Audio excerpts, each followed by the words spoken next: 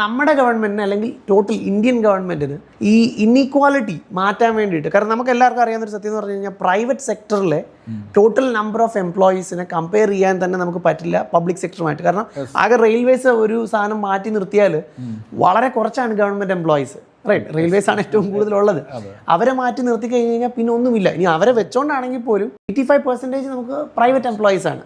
അപ്പം അവരുടെ സഫറിങ് കുറയ്ക്കാൻ എന്തെങ്കിലും മാർഗമുണ്ടോ? ഇത് ഗവൺമെന്റ് അല്ല, കമ്പനീസ് അല്ല, അറ്റ്ലീസ്റ്റ് അവർക്കെങ്കിലും ചെയ്യാൻ പറ്റുന്നത്.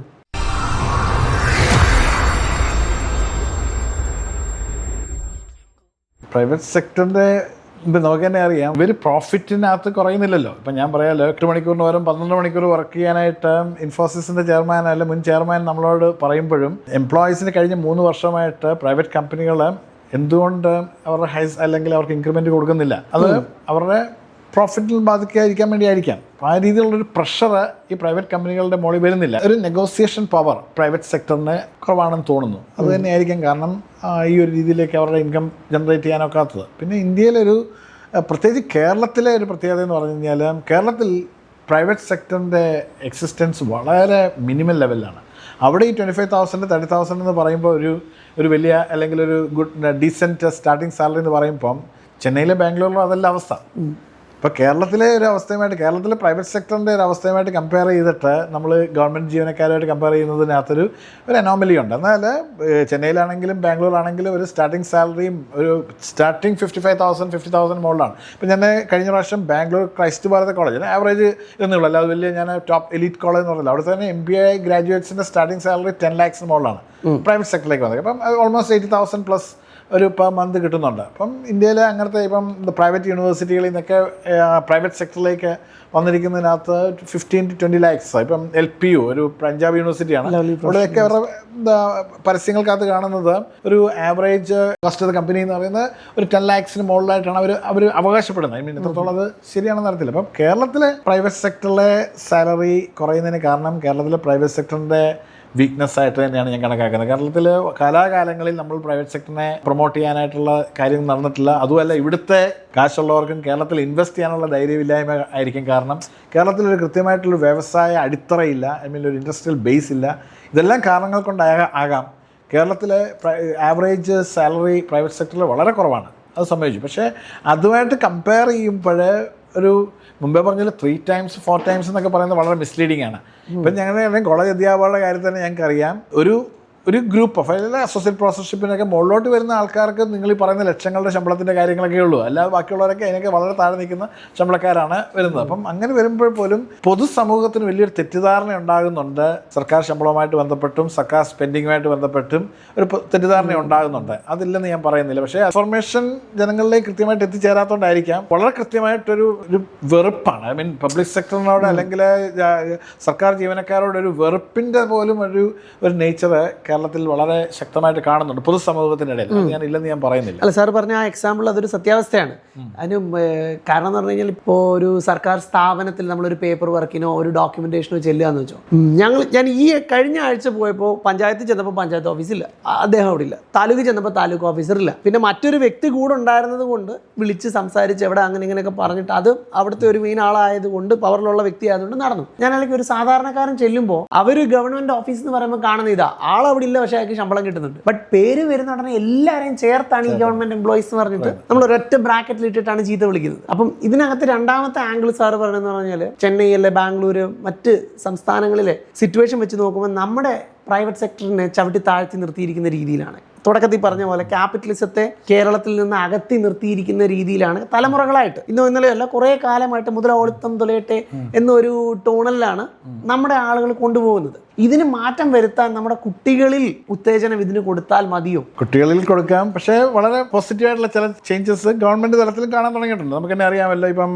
ഈസ് ഓഫ് ഡൂയിങ് ബിസിനസ്സിലൊക്കെ കേരളം വളരെ ഇമ്പ്രൂവ് ചെയ്യുന്ന ഒരു കാലഘട്ടത്തിലാണ് നമ്മൾ വരുന്നത്. അതുമെല്ലാം പ്രൈവറ്റ് ക്യാപിറ്റലിനെയൊക്കെ വളരെ പോസിറ്റീവായിട്ട് കാണുന്ന എതിർത്തവർ തന്നെ നേരത്തെ നേരത്തെ എതിർത്തവർ തന്നെ അതിനെ പോസിറ്റീവായിട്ട് കാണാൻ തുടങ്ങിയ ഒരു കാലഘട്ടം. അപ്പോൾ അതൊക്കെ ഒരു പോസിറ്റീവ് സൈനായിട്ട് തന്നെ നമുക്ക് എടുക്കാം. കാരണം കഴിഞ്ഞ കാലങ്ങളിൽ നമ്മൾ പ്രൈവറ്റ് ക്യാപിറ്റലിനെ കണ്ട ഒരു രീതിയിലല്ല നമ്മളിപ്പം പ്രൈവറ്റ് ക്യാപിറ്റലിനെ അട്രാക്ട് ചെയ്യാൻ വേണ്ടി ഗ്ലോബൽ സബ്മിറ്റുകൾ നടത്തുന്നു, അല്ലെങ്കിൽ വലിയ രീതിയിലുള്ള ഇൻവെസ്റ്റേഴ്സ് മീറ്റ് നടത്തുന്നു. ഇതൊക്കെ നടത്തുന്നതൊക്കെ ഒരു നല്ല ചേഞ്ചസ് വന്നു തുടങ്ങുന്നുണ്ട്. അതേസമയത്ത് സ്കൂൾ ലെവലിലും കോളേജ് ലെവലിലും അത് ഒരു വളരെ ഇമ്പോർട്ടൻ്റ് ആയിട്ട് ഈ ബിസിനസ് തുടങ്ങുന്നതും, അല്ലെങ്കിൽ ഒരു സ്റ്റാർട്ടപ്പ് തുടങ്ങുന്നതും, അല്ലെങ്കിൽ സേവിങ്സ് ഉണ്ടാകുന്നതും, അല്ലെങ്കിൽ പുതിയ പുതിയ അവന്യൂസ് ഓഫ് ഇൻവെസ്റ്റ്മെന്റിനെ കുറിച്ച് ആലോചിക്കുന്നതും, കൂട്ടായി ചേർന്ന് ബിസിനസ് തുടങ്ങുന്നതിനെ കുറിച്ചൊക്കെ ഒരു സ്കൂൾ ലെവൽ കോളേജ് ലെവൽ തന്നെ ഒരു ട്രെയിനിങ് കൊടുക്കുന്നതും ഒക്കെ നല്ലതാണ്. കാരണം എല്ലാ സ്ഥലങ്ങളിലും നമ്മൾ പറയും ആ ഒരു എക്കോസിസ്റ്റം ഡെവലപ്പ് ചെയ്യണം. ആ എക്കോസിസ്റ്റം ഡെവലപ്പ് ചെയ്യണമെന്നുണ്ടെങ്കിൽ അത് സർക്കാർ പോളിസികളാകാം, അതൊരു സമൂഹം കൊടുക്കുന്ന സപ്പോർട്ടാകാം.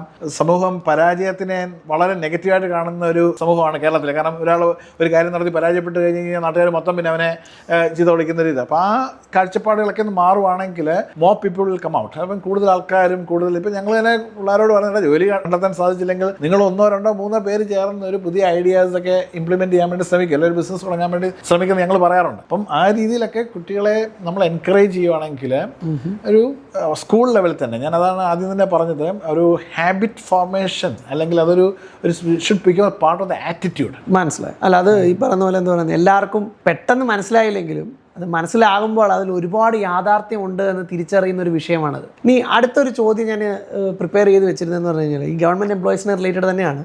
നമ്മുടെ നാട്ടിൽ ചില പഞ്ചായത്തുകളിൽ അവർ ഭരിച്ച് ലാഭം കാണിക്കുന്നു, സർപ്ലസ്, നഷ്ടമില്ലെന്ന് കാണിക്കുന്നു.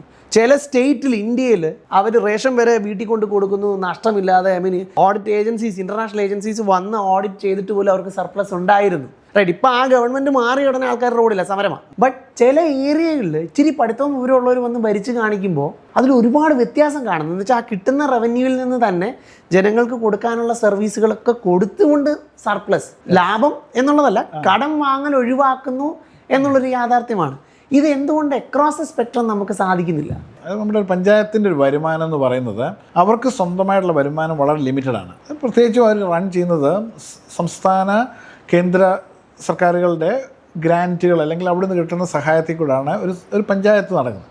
പിന്നെ പഞ്ചായത്തിൻ്റെ ഓൺ റവന്യൂ എന്ന് പറയുന്നത് ഈ ബിൽഡിംഗ് ടാക്സ്, അല്ലെങ്കിൽ ലാൻഡ് ടാക്സ് പോലത്തെ ചില വരുമാനം, അവിടെ നടക്കുന്ന ബിസിനസ് ആക്ടിവിറ്റീസിൽ നിന്ന് കിട്ടുന്ന ലാഭം. പക്ഷേ അത് തന്നെയാണ് അതിൻ്റെ ആൻസർ. കേരളത്തിൽ 900 പഞ്ചായത്തുകൾ, 1000-നടുത്തുള്ള പഞ്ചായത്തുകൾ, എത്ര പഞ്ചായത്തുകളിൽ വലിയ ബിസിനസ് സ്ഥാപനങ്ങളുണ്ട്? അപ്പം നമുക്ക് ഒരു എക്സാമ്പിൾ പറയാം. ഇപ്പോൾ കിഴക്കമ്പലം പഞ്ചായത്ത്, അവർക്ക് സർപ്ലസ് ഉണ്ട്. കാര്യം എന്നാ, ആ പഞ്ചായത്ത് ഭരിക്കുന്നതും ആ പഞ്ചായത്തിൽ തന്നെ ബിസിനസ് നടത്തുന്നത് ഏറ്റവും വലിയ യൂണിറ്റുകളാണ്. ഇപ്പോൾ ഗിറ്റക്സിൻ്റെ തന്നെ ഒരു പഞ്ചായത്താണത്. അപ്പോൾ അവരുടെ CSR ഫണ്ട് അങ്ങോട്ട് വരുന്നു, അല്ലെങ്കിൽ അവിടെ നടക്കുന്ന ബിസിനസ്സിൻ്റെ ടാക്സ് ആ പഞ്ചായത്ത് തന്നെ കിട്ടുന്നു. ഇപ്പം റാന്നിയിലൊരു പഞ്ചായത്തിൽ ഒരു 100 ബിസിനസ് യൂണിറ്റ് ഉണ്ടെങ്കിൽ ഉറപ്പായിട്ടും ആ പഞ്ചായത്തിൽ ധാരാളം ഫിനാൻഷ്യലായിട്ടുള്ള റിസോഴ്സസ് ഉണ്ട്. പക്ഷേ ആ രീതിയിലുള്ള നമ്മൾ കൃത്യമായിട്ട് പഞ്ചായത്തിൻ്റെ വരുമാനം നോക്കുകയാണെങ്കിൽ ബിൽഡിംഗ് ടാക്സും ബിസിനസ് ടാക്സും മാത്രമേ, ബിസിനസ്സിൽ നിന്ന് കിട്ടുന്ന ചില ടാക്സ് മാത്രമേ ആ പഞ്ചായത്തിന് വരുന്നേ ഉള്ളൂ. പിന്നെ വരുന്ന വരുമാനങ്ങളെല്ലാം ഈ പറയുന്ന 1000 പഞ്ചായത്തുകൾക്കും ഈക്വലാണ്. കാരണം സംസ്ഥാനത്തിൽ നിന്നും കേന്ദ്ര ഗവൺമെൻറ്റിൽ നിന്നും കിട്ടുന്ന ചില ഫിനാൻഷ്യൽ സപ്പോർട്ടുകൾ വഴിയാണ്. അത് നമുക്കറിയാം, അത് കുറഞ്ഞുകൊണ്ടിരിക്കുന്നേ ഉള്ളൂ. അത് തന്നെ ഈ വർഷം പറഞ്ഞതിനകത്ത് തന്നെ 50% പോലും പഞ്ചായത്തുകൾക്ക് കിട്ടിയിട്ടില്ല. അപ്പോൾ എല്ലാ പഞ്ചായത്തുകളും ബേസിക്കലി ഫിനാൻഷ്യൽ സ്ട്രഗിളിൽ കൂടാണ് പോകുന്നത്. പിന്നെ ചില പഞ്ചായത്തുകൾ വളരെ വിഷണറി ആയിട്ടുള്ള ചില പഞ്ചായത്ത് പ്രസിഡന്റുമാരും ഒക്കെ വരുന്നതിൻ്റെ ഭാഗമായിട്ട് അവർ റിസോഴ്സസ് മറ്റു രീതിയിൽ കണ്ടെത്തുന്നു. ഇപ്പം CSR, ഇപ്പോൾ കോർപ്പറേറ്റ് സോഷ്യൽ റെസ്പോൺസിബിലിറ്റി ഫണ്ടുകൾ കിഴക്കമ്പലത്ത് മാത്രമല്ല കിട്ടുന്നത്, പല പഞ്ചായത്തുകളിലും കിട്ടാൻ തുടങ്ങിയിട്ടുണ്ട്. അപ്പോൾ ആ രീതിയിലുള്ള ലോക്കലായിട്ടുള്ള ബിസിനസ്സുകാരിൽ നിന്നും, ഇപ്പം സ്ട്രീറ്റ് ലൈറ്റ് ഫിറ്റ് ചെയ്യാൻ വേണ്ടി അങ്ങനെയുള്ള ആൾക്കാരിൽ നിന്നും കാശ് പിരിക്കുന്നു. ആ രീതിക്കുള്ള ചില ഇന്നോവേറ്റീവായിട്ടുള്ള കാര്യങ്ങൾ നടക്കുന്നുണ്ട്. എന്നാലും പഞ്ചായത്തുകളുടെ സാമ്പത്തിക അടിത്തറ കേരളത്തിൽ മൊത്തത്തിലെ വീക്കാണ്. അതാണ് സത്യം. അപ്പോൾ നമ്മുടെ പഞ്ചായത്തുകളിൽ കൂടുതൽ ബിസിനസ്സുകൾ ഓപ്പറേറ്റ് ചെയ്യാൻ സാധിച്ചാൽ തന്നെ അവരുടെ റവന്യൂ കൂടും. ഉറപ്പായിട്ടും ആ പഞ്ചായത്തിൻ്റെ ഒരു മുഖച്ഛായ തന്നെ മാറാൻ, അഴിമതി ഇല്ലെങ്കിൽ ആ വരുന്നതിൽ നിന്ന് മാറ്റാൻ സാധിക്കും. തീർച്ചയായിട്ടും. അപ്പം നമ്മൾ ഫസ്റ്റ് ഓഫ് ഓൾ ചെയ്യേണ്ടത് കൂടുതൽ ഇൻവെസ്റ്റേഴ്സിനെ കൊണ്ടുവരാൻ ശ്രമിക്കുക, അല്ലെങ്കിൽ തന്നെ ബഡ്ഡിങ് ആയിട്ടുള്ള നമ്മുടെ ഓൺടർപ്രണേഴ്സിനെ സപ്പോർട്ട് ചെയ്ത് മുകളിലേക്ക് പോകാനുള്ള വഴികൾ കാണിക്കുക, അല്ലേ? നല്ല ഒരു വലിയ ആശയമാണ്. പ്രാക്ടിക്കൽ ആകുമോ കേരളത്തിലെന്ന് അറിയില്ലെങ്കിലും വലിയൊരു ആശയമാണ്. ഇനി അതിനോട് കണക്റ്റഡ് ആയിട്ടുള്ള എന്നൊരു ചോദ്യമാണ് ഈ പറയുന്ന ഇതിൽ എൻ്റെ ഒരു സംശയമാണ്. അതായത് ഇപ്പം ഗവൺമെൻറ്റിലെ എഫിഷ്യൻസി കുറവായിട്ടുള്ള പാർട്ടുകളെ കട്ട് ചെയ്ത് കളയുന്നതുകൊണ്ടാണോ ഇപ്പോൾ ഡൽഹി പോലുള്ള ഒരു സ്ഥലം അവർ IITക്കാർ IIMകാർ വന്നിറങ്ങി ഭരിച്ചു കാണിച്ചപ്പോൾ ലാഭം വന്നിരുന്നു, റൈറ്റ്? അവർക്കൊരു സോഴ്സ് ഓഫ് റവന്യൂ ഉള്ളതാണ്. ഇപ്പോൾ റീസെൻ്റ്ലി നമ്മൾ കണ്ടു അമേരിക്കയിൽ ഇലോൺ മസ്ക് എന്ന് പറയുന്നൊരു വ്യക്തിക്ക് ഡോജ് എന്ന് പറയുന്നൊരു ഡിപ്പാർട്ട്മെൻറ്റ് കൊടുത്തിട്ട് പുള്ളി വന്നു കയറി ഈ പറയുന്ന പോലെ യേശുക്രിസ്തു പള്ളിയിൽ നിന്ന് അടിച്ചിറക്കിയ പോലെ എല്ലാത്തിനും അങ്ങോട്ട് അടിച്ചിറക്കി. എല്ലാം നന്നായിട്ട് ഓപ്പറേറ്റ് ചെയ്യുന്നു, വേസ്റ്റ് ആയിട്ടുള്ള എക്സ്പെൻസ് മുഴുവൻ കുറഞ്ഞു, ഗവൺമെൻറ്റിൻ്റെ ബാധ്യതകൾ കുറേ കുറഞ്ഞു, എഫിഷ്യൻസി കൂടി. എല്ലായിടത്തും വീഡിയോ ക്യാമറ വെക്കുക, ആൾക്കാർ കയറി ചെല്ലുകയാണ്, ചെന്ന് ലൈവ് ഫുട്ടേജുമായിട്ട് ബോഡി ക്യാം ഉണ്ട്, അത് ഗവൺമെൻറ് റെക്കോർഡഡ് ആണ്. നേരെ കയറി ചെല്ലുന്നു, ചോദ്യങ്ങൾ ചോദിക്കുന്നു, ഫയൽ എടുക്കുന്നു, ഇല്ല അപ്പം തന്നെ റിപ്പോർട്ട് ചെയ്യുന്നു. അങ്ങനെ ഒരു സിസ്റ്റം നമ്മുടെ രാജ്യത്ത് നടക്കുമോ? അറ്റ്ലീസ്റ്റ് നമ്മുടെ കേരളത്തിൽ നടക്കുമോ? അതൊരു നല്ല ചോദ്യമാണ്. പക്ഷേ ഇലോൺ മസ്ക് അമേരിക്കയിൽ ചെയ്യുന്നതും കേരളത്തിലെ ഗവൺമെൻറ് എഫിഷ്യൻസി കൂട്ടാൻ വേണ്ടി ഒരു ശ്രമം നടക്കുന്നില്ല എന്ന് പറയുന്നതും രണ്ടും വ്യത്യസ്തമായിട്ടുള്ള കാര്യങ്ങളാണ്. കാരണം കേരളത്തിൽ തന്നെ കഴിഞ്ഞ കാലഘട്ടങ്ങളിലൊക്കെ ഗവൺമെൻറ്റിൻ്റെ എഫിഷ്യൻസി കൂട്ടാൻ വേണ്ടി ഭരണ പരിഷ്കാര കമ്മീഷൻ ഉണ്ടായിരുന്നു കഴിഞ്ഞ പ്രാവശ്യം. അപ്പം ആ കമ്മീഷൻ്റെ റിപ്പോർട്ട് വരെ വന്നതാണ്. പക്ഷേ അതിൻ്റെ ഒരു ഇംപ്ലിമെൻറ്റേഷൻ ലെവലിലേക്കൊന്നും വന്നിട്ടില്ല. പിന്നെ അതുപോലെ തന്നെ ഫിനാൻസ് കമ്മീഷൻ, അതുപോലെ തന്നെ കേരളത്തിലെ എക്സ്പെൻഡിച്ചർ കമ്മീഷൻ റിപ്പോർട്ടുകളൊക്കെ ഉണ്ട്. ഇതൊക്കെ ഇംപ്ലിമെൻറ്റ് ചെയ്യുന്ന രീതിയിലുള്ള ലെവലിലേക്ക് വന്നിട്ടില്ല. പഠനങ്ങൾ നടന്നിട്ടുണ്ട് ഇതിനെ എഫിഷ്യൻസി ഇമ്പ്രൂവ് ചെയ്യാനായിട്ട്. പിന്നെ കാലാകാലങ്ങളിൽ തന്നെ നമ്മുടെ ഈ ഒരു ഗവേണൻസിൻ്റെയൊക്കെ ഭാഗമായിട്ട് എല്ലാ ഓഫീസുകളും, സംസ്ഥാന സർക്കാർ ഓഫീസുകളിലൊക്കെ ഗവേണൻസിൻ്റെ ഭാഗമായിട്ടുള്ള രീതിയിലുള്ള മിഡിൽമെനെ കട്ട് ഡൗൺ ചെയ്യാനായിട്ടും അല്ലെങ്കിൽ ഡയറക്റ്റായിട്ട് ആപ്ലിക്കേഷൻ കൊടുക്കാൻ വേണ്ടിയൊക്കെയുള്ള ഫീസ് കൊടുക്കാൻ വേണ്ടിയൊക്കെയുള്ള ധാരാളം ശ്രമങ്ങൾ നടന്നിട്ടുണ്ട്. അങ്ങനെ ഒരു എഫിഷ്യൻസി ഇമ്പ്രൂവ്മെൻറ്റ്, കാരണം ഒരു കഴിഞ്ഞ 10 വർഷം കൊണ്ട് അല്ലെങ്കിൽ 15 വർഷം കൊണ്ട് സംസ്ഥാന സർക്കാർ അല്ലെങ്കിൽ ഗവൺമെൻറ് എഫിഷ്യൻസി ഇമ്പ്രൂവ് ചെയ്തിട്ടുണ്ടില്ലെന്ന് ഞാൻ പറയത്തില്ല. നല്ലതാണ്. കാരണം പല കാര്യങ്ങളും നമ്മൾ പോയി നിന്ന് ക്യൂ നിൽക്കേണ്ടതും മറ്റു കാര്യങ്ങളൊക്കെ ഒത്തിരി കുറഞ്ഞിട്ടുണ്ട്. പക്ഷേ എന്നാലും ഇപ്പം ഡൽഹിയിലെ അരവിന്ദ് കെജ്രിവാൾ ചെയ്ത പോലുള്ള ഒരു എഫിഷ്യൻസി ഇമ്പ്രൂവ്മെൻ്റ് ഒന്നും കേരളത്തിൽ ഇതുവരെ കാണാനായിട്ട് തുടങ്ങിയിട്ടില്ല. ഇപ്പോഴും ധാരാളം വേസ്റ്റേജ് ഓഫ് റിസോഴ്സസ് ഉണ്ട്. പല കാര്യങ്ങളിലും ഓവർ സ്റ്റാഫ്ഡ് ആണ്. പല സെക്ടർ അല്ലെങ്കിൽ പല ഏജൻസികളും ആക്ച്വലി എന്തിനാണ് നടപ്പിലാക്കുന്ന പോലും നമുക്ക് സംശയം തോന്നും. അപ്പോൾ ആ രീതിയിൽ തന്നെയൊക്കെയുള്ള ഇൻഎഫിഷ്യൻസികളുണ്ട്. എന്നാലും അതേ സമയത്ത് ഞാൻ ഒരല്പം ക്രിട്ടിക്കലായിട്ട് തന്നെ പറയുകയാണ്, അമേരിക്കയിലെ ഈ ഒരു ഡിപ്പാർട്ട്മെന്റ് ഓഫ് ഗവൺമെന്റ് എഫിഷ്യൻസി എന്ന് പറയുമ്പോൾ ബേസിക്കലി അതൊരു മാസ് ലേ ഓഫ് ആണ് അവിടെ നടക്കുന്നത്. കാരണം എവിടെയാണ് കട്ട് ഓഫ് ചെയ്തിരിക്കുന്നത് അറിയാമെങ്കിൽ പ്രത്യേകിച്ച് ക്ലൈമറ്റ് ചേഞ്ച് റിസർച്ച് പോലത്തെ പ്രധാനപ്പെട്ട ഏരിയയിലാണ്. കാര്യം എന്നാ, എലോൺ മസ്കിനും അല്ലെങ്കിൽ ട്രംപിനും ഇതിൽ വിശ്വാസമില്ല. ക്ലൈമറ്റ് ചേഞ്ചിൽ പോലും വിശ്വാസമില്ലാത്ത 2 പേര് അവിടെ ഒരാൾ ഭരണത്തിൽ വന്നു കഴിഞ്ഞപ്പോഴത്തേക്ക് അമേരിക്കൻ ഗവൺമെൻറ് ഏറ്റവും കൂടുതൽ ഫണ്ട് ചെയ്തുകൊണ്ടിരുന്ന ചില ഏരിയയിലോട്ടാണ് അവർ കട്ട് ഓഫ് ചെയ്തിരിക്കുന്നത്. US എയ്ഡ് കട്ട് ഓഫ് ചെയ്യാണ്, അതുപോലെ തന്നെ പെൻറ്റഗണിൻ്റെ കട്ട് ഓഫ് ചെയ്യാണ്. അങ്ങനെ ലോകത്തിലെ ഏറ്റവും എഫക്റ്റീവായിട്ടുള്ള അവർ ചെയ്തുകൊണ്ടിരുന്ന കാര്യങ്ങൾ മൊത്തം കംപ്ലീറ്റ്ലി ഒരു ബ്ലാങ്കറ്റ് കട്ടായിട്ടാണ് ചെയ്തുകൊണ്ടിരിക്കുന്നത്. അപ്പം ആ രീതിയിലേക്കൊന്നും ഒരിക്കലും ഒരു ഇന്ത്യ പോലത്തെ ഒരു ഡെമോക്രാറ്റിക് ആയിട്ടുള്ള, പ്രത്യേകിച്ചും സർക്കാർ ജീവനക്കാർ അത്യാവശ്യം ശക്തമായിട്ട് ഒരു ട്രേഡ് യൂണിയൻ ലെവലിൽ നിൽക്കുന്ന ഒരു സ്ഥലത്തൊന്നും ഇംപ്ലിമെൻറ്റ് ചെയ്യാനായിട്ട് നടക്കത്തില്ല. ഇനി നടപ്പിലാക്കിയപ്പോൾ തന്നെ അതിനെ ഒരു ഭ്രാന്തൻ ഭരണപരിഷ്കാരമായിട്ട് തന്നെ അത് അവതരിപ്പിക്കും. കാരണം ഡിമോണിറ്റൈസേഷനേക്കാളും മോശമായിട്ടുള്ളൊരു ഭരണപരിഷ്കാരമായിട്ട് നമ്മളതിനെ കാണുകയും ചെയ്യേണ്ടി വരും. പക്ഷെ എന്നാലും എഫിഷ്യൻസിക്ക് ഒത്തിരി സ്കോപ്പുണ്ട്. ഇനിയും ഫർദറായിട്ടുള്ള ഇമ്പ്രൂവ്മെൻറ്റ് വേണ്ടിയ ധാരാളം ഏരിയകളുണ്ട്. ഇപ്പോഴും നമുക്കറിയാം, നമ്മൾ പറയത്തില്ല, ഈ ഒരു സർക്കാരിൻ്റെ കാശ് കളയുന്ന വെള്ളാനകളായിട്ടുള്ള ധാരാളം ഏജൻസികൾ ഇപ്പോഴും ഉണ്ട്. അതിനെയൊക്കെ എഫിഷ്യൻസി ഇമ്പ്രൂവ്മെൻറ്റ് നടത്തുകയാണെങ്കിൽ ഇപ്പം നഷ്ടത്തിലായിരിക്കുന്നതിനെ പ്രോഫിറ്റ് ആക്കുക. പ്രൈവറ്റൈസേഷനെക്കുറിച്ച് ഇത്രയും നാളും സർക്കാർ പറഞ്ഞിട്ടില്ലെങ്കിൽ ഇപ്പം വളരെ സീരിയസ് ആയിട്ട് നഷ്ടത്തിനായി ഓടിക്കൊണ്ടിരിക്കുന്ന സ്ഥാപനങ്ങളെ പ്രൈവറ്റൈസ് ചെയ്യുന്നതിനെക്കുറിച്ച് സംസാരിക്കാൻ തുടങ്ങിയിട്ടുണ്ട്. അപ്പോൾ ആ രീതിയിലൊക്കെയുള്ള ശ്രമങ്ങൾ നടത്തി എഫിഷ്യൻസി ഇമ്പ്രൂവ്മെൻറ്റ് ചെയ്യണം എന്ന് തന്നെയാണ് എൻ്റെ അഭിപ്രായം. അല്ല, അത് ഈ പറയുന്ന പോലെ എന്താ ചെറിയ ചെറിയ കാര്യങ്ങൾ നമ്മൾ നോക്കുമ്പോൾ, ഇപ്പോൾ ഞങ്ങളുടെ വീടിൻ്റെ ഏരിയയിൽ 2022 ഡിസംബറിൽ ഞാൻ അവധിക്ക് നാട്ടിൽ വരുമ്പോൾ കുറേ വലിയ പൈപ്പുകൾ കൊണ്ടിട്ടിട്ടുണ്ട് റോഡിൻ്റെ 2 സൈഡിലും നിരത്തിയിട്ട്. അപ്പോൾ അന്ന് ഈ പറഞ്ഞ പോലെ ഞാൻ എൻ്റെ ഫാദറിനോട് ചോദിച്ചു, ഇത് എന്ന് തീരും? അപ്പോൾ അദ്ദേഹം പറഞ്ഞു, ഇത് ഒരു 6 മാസം അല്ലെ ഒരു വർഷം കൊണ്ടെല്ലാം തീരും.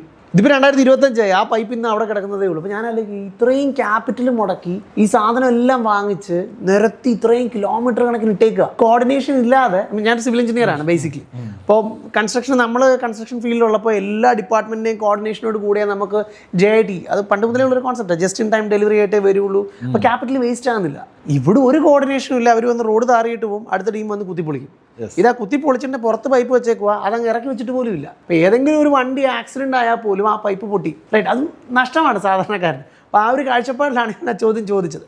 ഇനി ഏറ്റവും അവസാനത്തെ ചോദ്യമാണ്, എനിക്ക് വളരെ ഇൻട്രസ്റ്റിംഗ് ആയിട്ട് തോന്നിയ ഒരു റിയാലിറ്റി, കേരളത്തിൻ്റെ അടുത്ത 5 വർഷത്തെ അല്ലെ 10 വർഷത്തെ വലിയൊരു റിയാലിറ്റി ആയിട്ട് ഞാൻ വിശ്വസിക്കുന്ന ഒരു കാര്യമാണ്. കേരളത്തിന് പുറത്തേക്ക്, അത് അയൽ സംസ്ഥാനത്തേക്കായാലും അയൽ രാജ്യങ്ങളിലേക്കാണെങ്കിലും പോയ ഒരുപാട് പേര് വരാൻ പോകുന്ന ഒരു ക്രൈസിസിൽ കേരളത്തിലേക്ക് മടങ്ങി വന്നാൽ ഇത് നമ്മുടെ എക്കോണമിയെ പോസിറ്റീവായിട്ട് ബാധിക്കുമോ അതോ നെഗറ്റീവായിട്ട് ബാധിക്കുമോ? വളരെ ഇമ്പോർട്ടൻ്റ് ആയിട്ടുള്ള ചോദ്യം കൂടാണ്. കാരണം അത് റിയാലിറ്റിയാണ്. കാരണം ഇന്ന് തന്നെ ഞാൻ വായിച്ചൊരു ആർട്ടിക്കിളിനകത്ത് തന്നെ പറയുന്നത്, ഇപ്പോൾ ഇനി ഒരു റിവേഴ്സ് മൈഗ്രേഷൻ്റെ കാലഘട്ടമാണ്. ആ റിവേഴ്സ് മൈഗ്രേഷൻ ഓൾറെഡി തുടങ്ങിക്കഴിഞ്ഞു. കാരണം കോവിഡ് ടൈമിൽ തന്നെ അത് തുടങ്ങി. പിന്നെ കുറച്ച് വിദ്യാർത്ഥികൾ പുറത്തേക്ക് പോയി. അവരിൽ തന്നെ ഒരു ശതമാനമെങ്കിലും തിരികെ വരുമെന്നുള്ള ഒരു നല്ല ശതമാനം തിരികെ വരുമെന്നുള്ളൊരു രീതിയിലാണ് പോകുന്നതെങ്കിൽ പോലും അതിനകത്തൊരു രണ്ട് സൈഡ് നെഗറ്റീവായിട്ടുള്ള ഇതെന്ന് പറഞ്ഞു കഴിഞ്ഞാൽ ലക്ഷക്കണക്കിന് രൂപ ലോൺ എടുത്ത് ഒരു വർഷം 20,000 കോടി രൂപയ്ക്ക് എടുത്ത വിദ്യാഭ്യാസ ലോൺ തന്നെ കേരളത്തിലുണ്ടെന്നാണ് പറയുന്നത്. അപ്പം അത്രയും വലിയ ലോണൊക്കെ എടുത്ത് പുറത്തേക്ക് പോയി അതുപോലും വീട്ടാനൊക്കെ അത് തിരികെ വരുന്ന ഒരു സംഭവം ഉണ്ടായെങ്കിൽ അത് വലിയൊരു നെഗറ്റീവായിട്ടുള്ളൊരു ഇമ്പാക്റ്റ് ഉണ്ടാവും. ഒരു ഡെറ്റ് ക്രൈസിസ് അല്ലെങ്കിൽ ഇതുവരെ നമ്മൾ കണ്ടിരിക്കുന്ന സർക്കാർ കടങ്ങളെക്കുറിച്ചൊക്കെയാണ് പറഞ്ഞെങ്കിൽ ഇനി ഒരു പ്രൈവറ്റ് ഡെറ്റിൻ്റെ വലിയൊരു ഇഷ്യൂ ആണ് നമ്മൾ ഫേസ് ചെയ്യാൻ വേണ്ടി പോകുന്നത്. അതായത് ഹൗസ് ഹോൾഡ് അല്ലെങ്കിൽ കുടുംബങ്ങളിൽ നിലനിൽക്കുന്ന വലിയ കടത്തെക്കുറിച്ച്. ആ ഒരു കടം വർദ്ധിക്കുന്നതും അത് തിരിച്ചടയ്ക്കാൻ ഉണ്ടാകുന്ന ബുദ്ധിമുട്ടുകളും അതുമായിട്ട് ബന്ധപ്പെട്ടുള്ള ചില ഇഷ്യൂസ് ഉണ്ട്. പിന്നെ ഈ ആൾക്കാർ തിരികെ വരുമ്പോൾ ഉണ്ടാകുന്ന ലേബർ മാർക്കറ്റിൽ ഉണ്ടാകുന്ന ചില ഇഷ്യൂസ് ഉണ്ട്. കാരണം സർപ്ലസ് അല്ലെങ്കിൽ ജോലി കിട്ടാത്തൊരു അവസ്ഥ. ഇപ്പം തന്നെ കേരളത്തിൽ നമുക്കറിയാം അൺഎംപ്ലോയ്മെൻറ്റ് റേറ്റൊക്കെ വളരെ ഹൈ ആണ്. എഡ്യൂക്കേറ്റഡ് അൺഎംപ്ലോയ്മെൻറ്റ് തന്നെ ഇന്ത്യയിൽ ഏറ്റവും കൂടുതൽ ഉള്ളത് കേരളത്തിലാണ്. അപ്പം അത് കൂടുന്നു. ഇതെല്ലാം വരുമെങ്കിൽ പോലും പോസിറ്റീവ് സൈഡായിട്ട് വരുന്നത് ഈ തിരികെ വരുന്ന ആൾക്കാർ അവർ എംപ്റ്റി ഹാൻഡഡ് ആയിട്ടല്ല വരുന്നത്. നമ്മൾ വേഗം ഫിനാൻഷ്യലി ചിലപ്പോൾ എംപ്റ്റി ഹാൻഡഡ് ആണെങ്കിൽ they come out with lot of ideas. അപ്പോൾ അങ്ങനത്തെ ഒരു ഐഡിയാസ് ഉണ്ട്. അവരവിടെ പഠിച്ചതും കണ്ടതുമായിട്ടുള്ള ഒരു ലോകത്തിൽ നിന്ന് ഡെവലപ്പ് ചെയ്തിരിക്കുന്ന ഒരു സ്കിൽസ്, ആ സ്കിൽസൊക്കെ കേരളത്തിന് ഉപയോഗപ്പെടുത്താൻ ഒക്കുന്ന കാര്യമാണ്. അപ്പോൾ ഞാനൊരു കാര്യം ഇന്ന് ഇപ്പോൾ കെയർ എക്കോണമി എന്ന് പറഞ്ഞൊരു ബ്രാഞ്ച് തന്നെയുണ്ട് എക്കണോമിക്സിൽ. കാരണം പ്രത്യേകിച്ച് പ്രായമായ ആൾക്കാരെ കരുതാൻ വേണ്ടിയും അവർക്ക് പാലിയേറ്റീവ് കെയറിൻ്റെ ഒക്കെ ഒരു വലിയൊരു നമ്പേഴ്സ് കേരളത്തിൽ വർദ്ധിച്ചുകൊണ്ടിരിക്കുകയാണ്. യുകെയിലൊക്കെ കെയർ വിസയിലൊക്കെ ജോലി ചെയ്തിരിക്കുന്ന ആൾക്കാരൊക്കെ തിരികെ വരുന്നവരൊക്കെ ഉണ്ടെങ്കിൽ അവർക്കൊക്കെ ആ ഒരു ഇതിൽ വലിയ കോൺട്രിബ്യൂഷൻ നടത്താനായിട്ട് സാധിക്കും. കാരണം അത് വളരെ ഇന്നോവേറ്റീവായിട്ടുള്ള രീതിയിൽ പാലിയേറ്റീവ് കെയർ മാനേജ്മെൻ്റ് ഒക്കെ കേരളത്തിൽ ചെയ്യാനായിട്ട് സാധിക്കും. ഈ രീതിയിലൊക്കെ ഉള്ളൊരു തിരികെ വരുവാണെങ്കിൽ അങ്ങനെ അവിടെ ഏത് സെക്ടറിലാണ് വർക്ക് ചെയ്തിരിക്കുന്നത് അവർ നാട്ടിലേക്ക് തിരികെ വരുമ്പം അവിടുത്തെ ഇന്നോവേറ്റീവായിട്ടുള്ള ഐഡിയാസ്, ഇപ്പോൾ ഫുഡ് സെക്ടറിൽ ജോലി ചെയ്ത ആൾക്കാർ ഇപ്പോൾ തന്നെ നമുക്കറിയാം കേരളത്തിൽ ആകെ നടക്കുന്ന ഒരു റെവല്യൂഷൻ എന്ന് പറയുന്നത് ഫുഡ് ഇൻഡസ്ട്രിയിലാണ്. കാരണം പുതിയ റെസ്റ്റോറൻറ്റുകളും പുതിയ ഫുഡും എല്ലാം പരീക്ഷിക്കുന്ന ഒരു ഏരിയ ആയിട്ട് മാറിയിട്ടുണ്ട് കേരളം.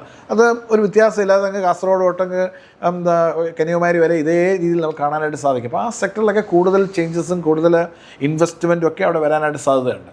പിന്നെ ഗൾഫിൽ നിന്നുള്ളൊരു റിവേഴ്സ് മൈഗ്രേഷൻ ആൾക്കാർ തിരികെ വരുമ്പോഴും അവർ ചെന്നപ്പോൾ തൊട്ട് സേവ് ചെയ്തിരിക്കുന്ന ക്യാഷും എമൗണ്ടും ഒക്കെ അവർ നാട്ടിൽ വരുമ്പോൾ അവർ സ്പെൻഡ് ചെയ്യാനായിട്ട് തുടങ്ങും, അവർ ഇൻവെസ്റ്റ് ചെയ്യാൻ വേണ്ടി തുടങ്ങും. അതിലൊരു വളരെ കുറച്ച് പേര് കെയർഫുള്ളായിട്ടാണെങ്കിലും ചില ബിസിനസ് സ്ഥാപനങ്ങളൊക്കെ തുടങ്ങാനായിട്ടുള്ള ശ്രമങ്ങൾ നടക്കുമ്പോൾ അതൊക്കെ ഒരു പോസിറ്റീവ് എഫക്റ്റ് ആയിട്ടുണ്ടാകുന്നു. അപ്പം റിവേഴ്സ് മൈഗ്രേഷൻ അല്ലെങ്കിൽ ഈ ഒരു തിരികെ വരവ് അല്ലെങ്കിൽ ഒരു തിരിച്ചു വരവ് കേരളത്തിൽ പോസിറ്റീവായിട്ട് ഇമ്പാക്റ്റ് ഉണ്ടാക്കാൻ ഒക്കുന്ന ധാരാളം ഏരിയകളുണ്ട്. അവിടെ കൃത്യമായിട്ട് ഗവൺമെൻറ് ഇത് ഐഡൻറ്റിഫൈ ചെയ്ത്, ഇപ്പോൾ ഞാൻ മുമ്പ് പറഞ്ഞ കെയർ എക്കോണമിയുടെ കാര്യമാണെങ്കിലും അതൊക്കെ ഐഡൻറ്റിഫൈ ചെയ്തിട്ട് പോളിസി ഇനിഷ്യേറ്റീവ്സ് ഇപ്പോഴേ തുടങ്ങണം. അല്ലെങ്കിൽ അവർക്ക് ബിസിനസ് തുടങ്ങാൻ വേണ്ടിയുള്ള സ്റ്റെപ്സിന് വേണ്ടിയുള്ള അല്ലെങ്കിൽ ഈസ് ഓഫ് ഡൂയിങ് ബിസിനസ് എന്നൊക്കെ പറയുന്ന കാര്യങ്ങൾ അവിടെയാണ് ചെയ്യേണ്ടത്. ഒരു NRIസിന് വന്ന് തുടങ്ങാനായിട്ടുള്ള ബിസിനസ് കാര്യങ്ങളെക്കുറിച്ചും അവർക്ക് ഒരു സിംഗിൾ വിൻഡോ ബിസിനസ് അങ്ങനത്തെ ഒരൊറ്റ ഏകജാലകം എന്നൊക്കെ പറയുന്ന രീതിയിലുള്ള ബിസിനസ് തുടങ്ങാനായിട്ടൊക്കെയുള്ള ഹെൽപ്പ് ആൻഡ് സപ്പോർട്ട് വന്നു കഴിഞ്ഞാൽ ഇപ്പം നോർക്കയൊക്കെ നല്ല കാര്യങ്ങൾ ചെയ്യുന്നുണ്ട്. അങ്ങനെ ചെയ്യുന്ന രീതിയിൽ തന്നെ ഒരു സപ്പോർട്ട് സിസ്റ്റം കേരളം ഒരുക്കിയാൽ അടുത്തൊരു 10 വർഷത്തേക്ക് കേരളത്തിലേക്ക് തിരികെ വരാനൊക്കുന്ന ഈ ഒരു വലിയ ഒരു പോപ്പുലേഷനെ നമുക്ക് പോസിറ്റീവായിട്ട് എൻഗേജ് ചെയ്യാനായിട്ട് സാധിക്കും എന്നാണ് വിശ്വാസം.